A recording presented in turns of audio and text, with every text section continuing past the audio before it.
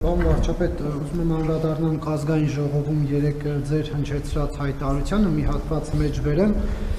Ես չեմ կարող հավատալ, կներեք հազար ներողություն, եթե հիմա ասեմ, գիտեք ինչ կարող է ուժեղ Հայաստանը, Հայաստան դաշինքը, ուժեղ ՀՀԿ-ն եւ ԲՀԿ-ն անցնեն խորհրդարան, նշանակում է իմ մտքով անցկացնեմ, որ Հայաստանի Հանրապետությունում այդքան շուն ու շանգյալ կա, որ կարող է իրենց օգտին քվեարկի։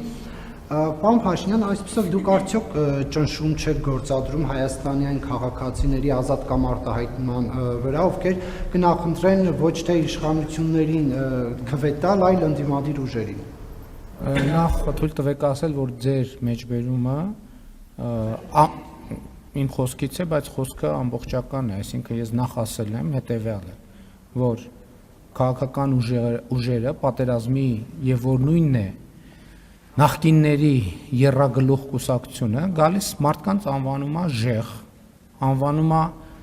շուն ու շանգյալ, անվանում է բոշա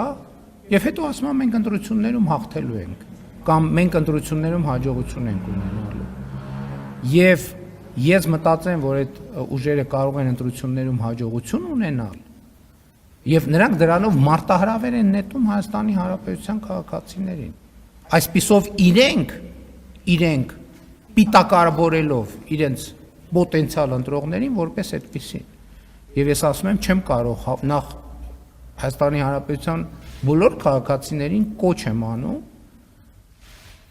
իրենց քաղաքական դիրքորոշմամբ ցույց տալ, թե ով է իրականում շուն ու շանգյալը ու բոշան նկատի ունենալով պատերազմի եռագլուխ կուսակցության վերնախավին։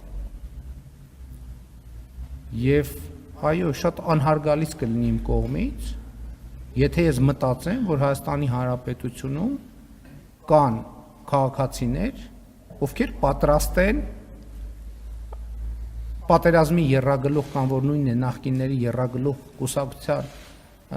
ներկայացուցիչների մարտահրավերը կուլ տալ եւ այդպիսի քաղաքական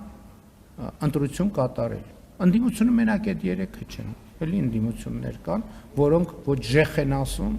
ոչ շուն ու շանգյալ են ասում, եւ ընդհանրապես ինձ համար Հայաստանի քաղաքացիները 2018 թվականից ունեն ազատ կամ արտահայտման իրավունք եւ ոչ քավլիցի մտքով այդպիսի բան չի կարող անցնել։ Չի կարող անցնել, որովհետեւ դա կհակասի իմ քաղաքական ինքնությանը եւ իմ քաղաքական ծագումնաբանությանը։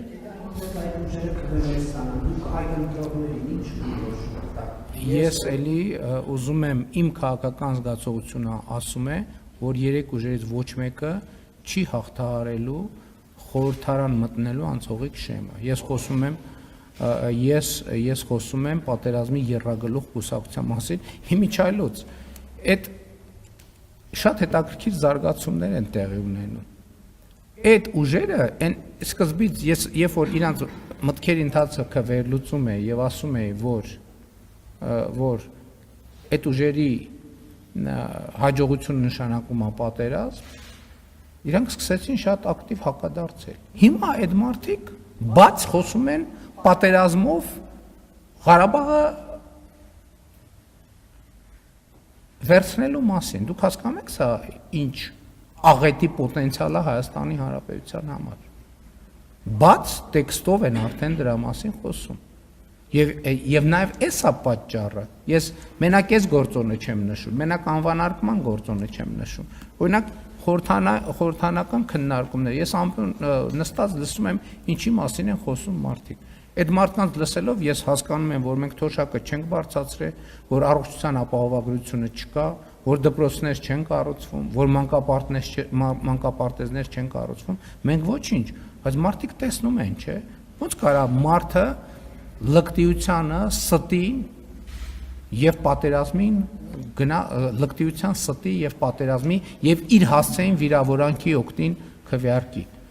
Ես կներեք ամենայն հարգանքով չեմ կարող ես տենց բան մտածել։ Հազար ներողություն, որ ձեզ վրա եմ օրինակ վերում, բայց եթե ասենք մեկը ձեզ այդպիսի խոսույթով ձեզ ընկալի, դուք կգնաք կքվեարկեք իր օգտին, դուք էլի այդ ազատությունը ունեք իհարկե, եւ ես հարգում եմ այդ ազատությունը, որ դուք կարող եք դա անել, բայց ես չեմ կարող դրան հավատալ, որովհետեւ դրան հավատալով ես ինչ որտեղ այդ անհարգալիցությանը կմիանամ։ Ես չեմ կարող հավատալ դրան։ Էլի ներողություն եմ խնդրում, որ ձեր վրա եմ բերում օրինակը, բայց կարող եմ իմ վրա բերել օրինակը, իմ դեպքում էլ կասկած չկա։